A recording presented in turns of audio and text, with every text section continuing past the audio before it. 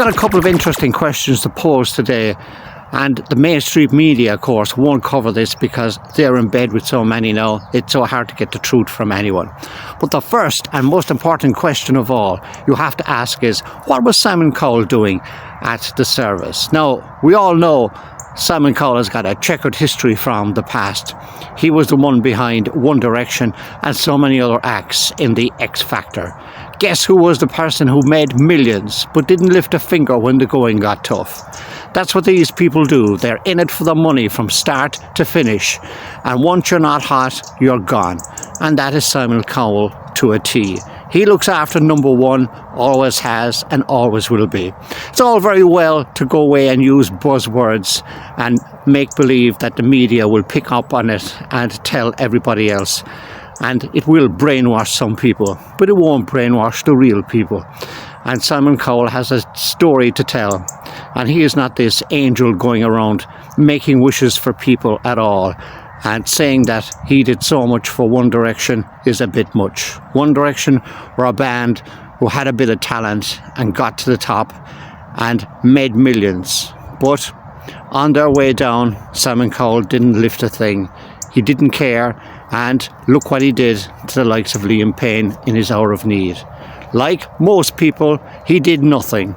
Just added some buzzwords that his PR team manipulated, and of course the media picked up on it and used the copy and paste technique. They're not going to rock the boat, and I wonder why. Why? Because they're being fed information every single day for acts that Cowell and the rest are part of, and they want to be the mouthpiece for Cowell, a person who has no scruples whatsoever, and all he's really interested in at the end of the day is making money, not only for himself but for the people that back him. It's such a tragedy, but that is the world we live in today. So what was Cowell doing at the service in the first place? Well, this is where the people who want to get their photo taken go to, and it was a farce from start to finish. Cowell offered nothing. He may be offering sympathy, but he's doing it for one thing and one thing only, himself. He's not the only one that's culpable, of course.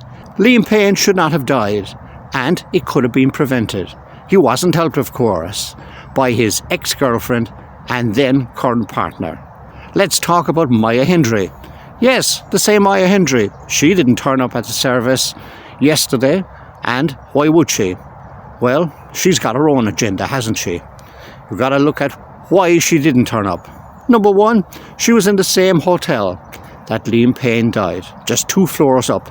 And guess what? She didn't lift a finger. But she did lift a finger when she got onto her lawyer to sue Liam Payne for damages in her eyes. Damages, well, we all know what's behind that.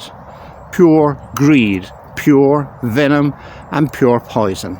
You would expect nothing else from Mayahendry. All she was ever motivated by was money. Money, money, and more money. She was the same person that didn't want Liam Payne, but she didn't want him with anybody else either.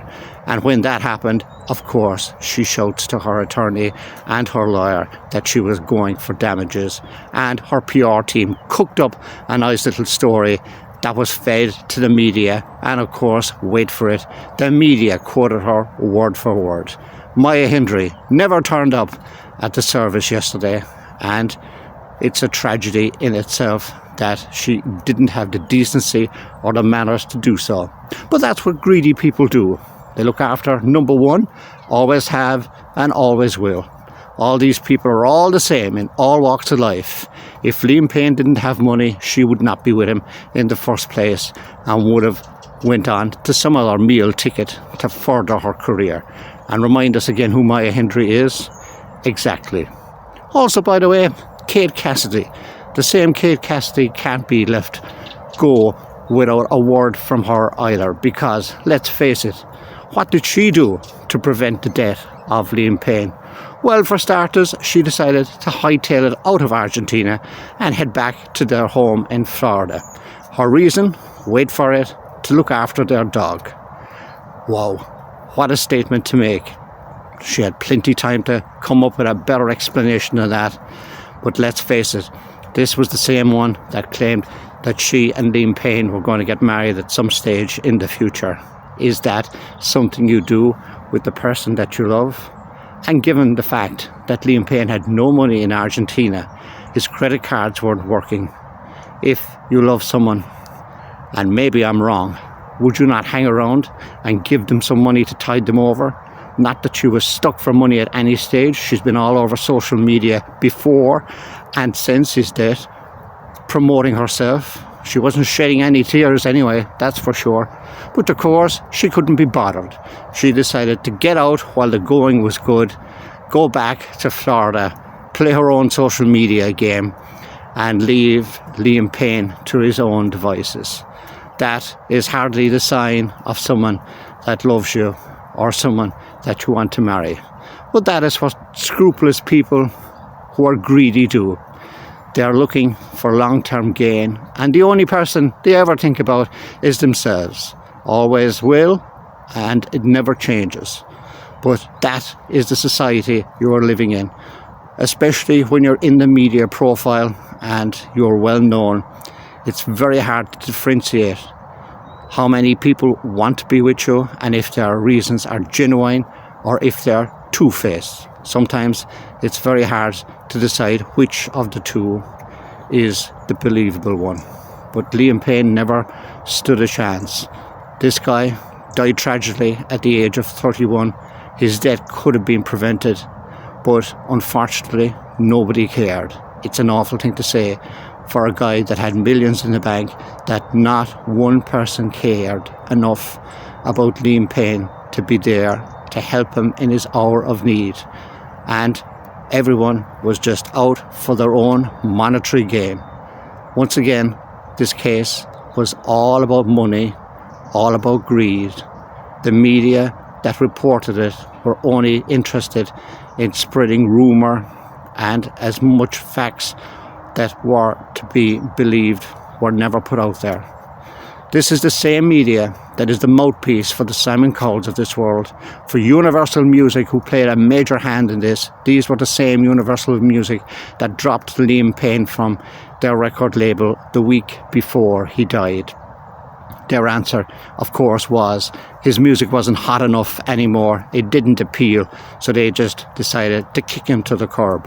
What, of course, they didn't know that Liam Payne was ahead of the curve and was wiser than any of them, because he had a manager and a new label lined up. But of course, Universal Music didn't want that either.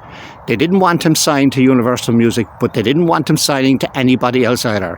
What Universal Music wanted was that when Liam Payne died, they wanted full exclusivity, so they could market everything belonging to him and make even more money, which is shocking to say the least. This is the same record company that didn't want him only a week earlier. Just goes to show you, the music business is so fickle, and it's always and always will be about money. The same thing, of course, happened to Elvis, Kurt Cobain and others. But this is the despicable society that we lead nowadays, and this is what the media portrays, especially when shows like The X Factor continue to gain millions. So what is the future for the music business, and especially for people who want to break into the music business and become a star? Well, word of warning, you don't want to be the next Liam Payne. And the answer is definitely do not go on shows like X Factor or anything else, because all these shows will promise you so much, but they can just as quickly spit you out and you can be a nobody in an instant. So, a word for anyone that has talent. The place to go is not through a reality TV show. It'll just crash and burn. And let's face it, you don't want to be the next Liam Payne.